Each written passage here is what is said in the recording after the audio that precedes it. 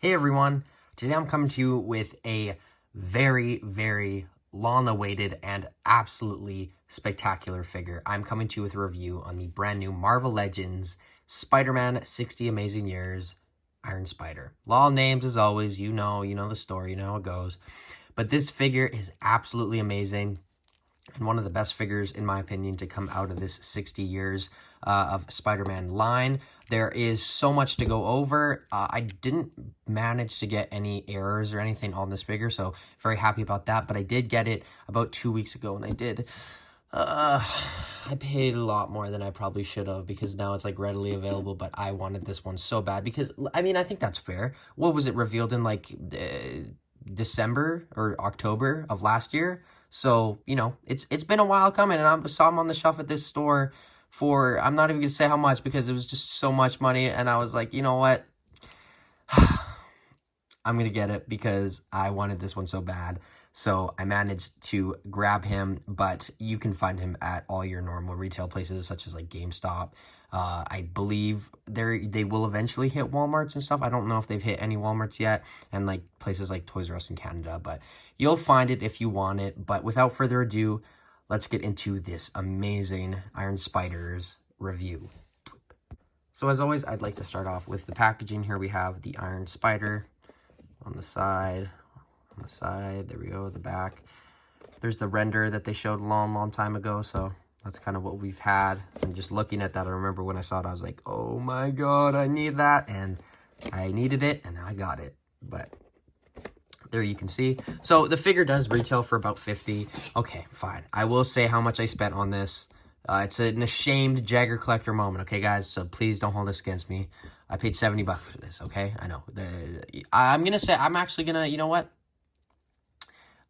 Peace and love. I don't like creating beefs on this channel, but do not shop at West Edmonton Coin and Stamp. They just raise their price on everything so unnecessarily, and it is absolutely ridiculous. I remember they had a McFarlane Steppenwolf there, which retails for around $50 to $60, selling it for $150, and they always have the same excuse of, oh, well, shipping's going up, so obviously, $100 is reasonable. I'm joking. It's not. If you're in Edmonton or in the area, do not shop there. That's my one piece of advice, even though I just bought this from them. I only bought it because I really wanted it, okay? I don't like your store. Just know that. But this is about Iron Spider. This isn't a rant or anything. Very cool figure. Very cool. He is included with his 2 hands. Wish we would have got wall-crawling hands, but it's Hasbro. Don't even bother complaining. It's just out one ear, or in one ear, out the other. And the paint actually did come out very well on this.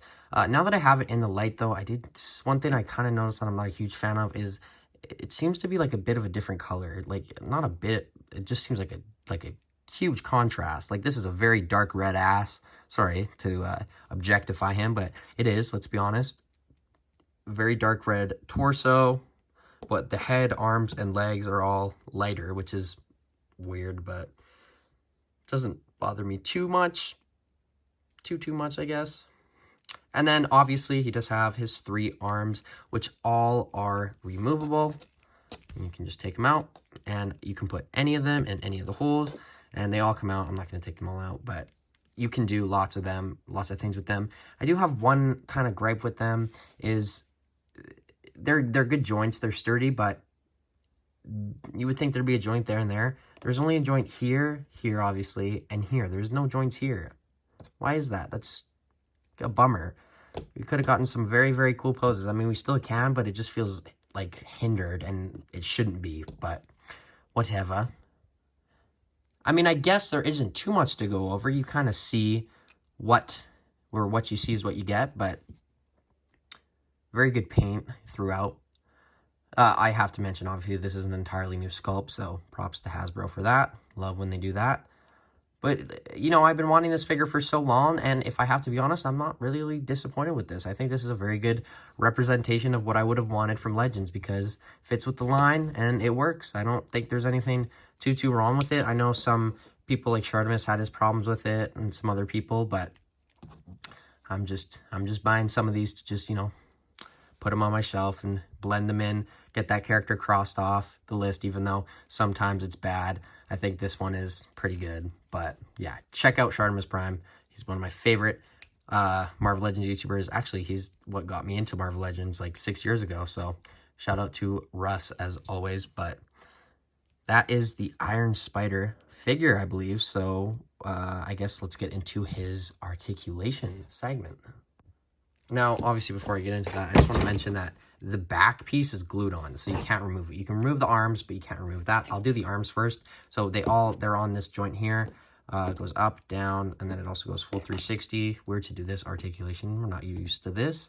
The thing goes in that much down, and it also does sort of rotate, so you can rotate it around. Not here, but here you can move it, and same thing. So you just fidget with it, I'd say. Just, you know, play around with it, and you'll get the pose you want. But the figure itself has pretty good articulation. The head goes down that much, back that much.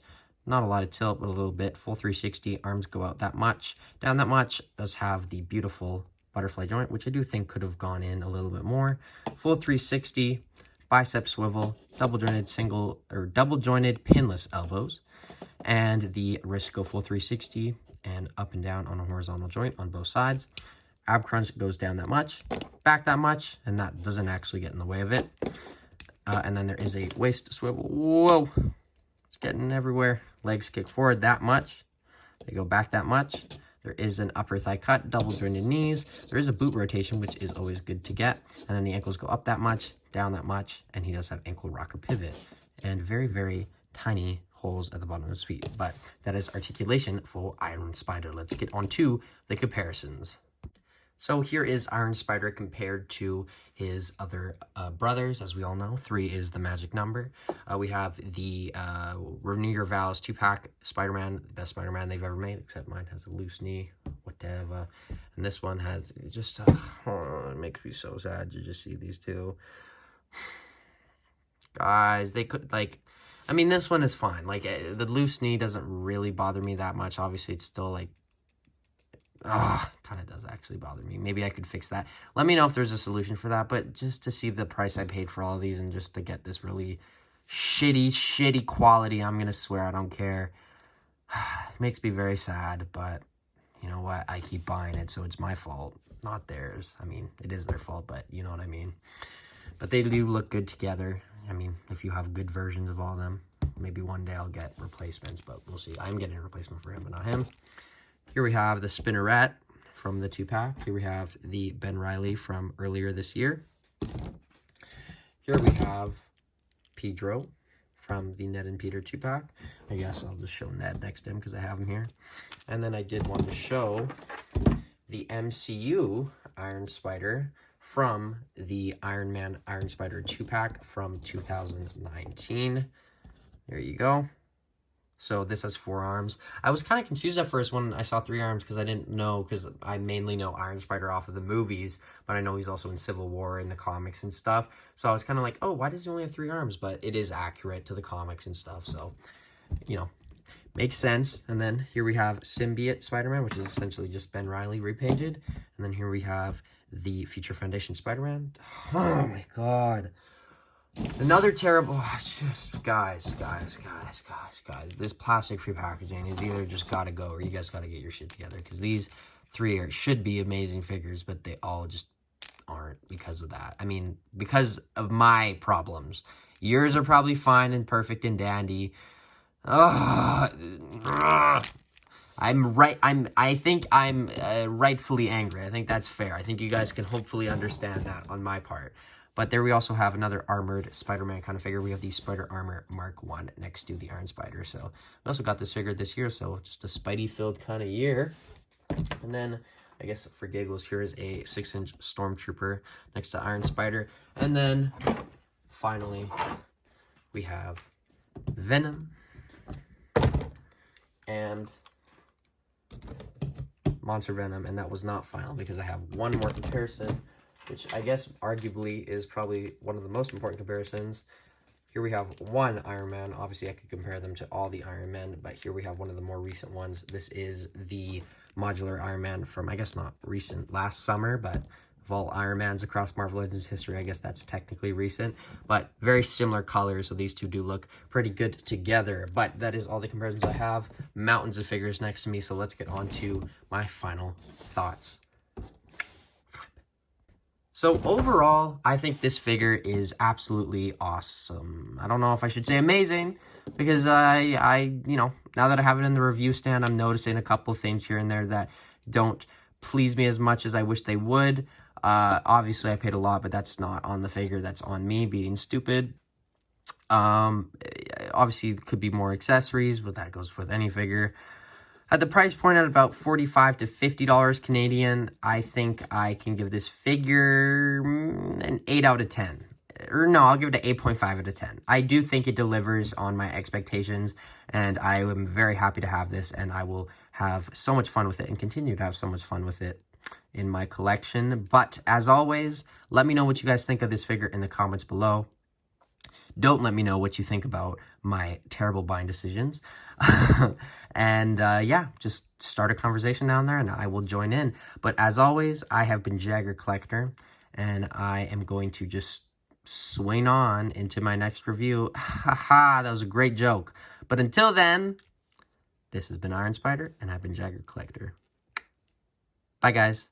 Flip.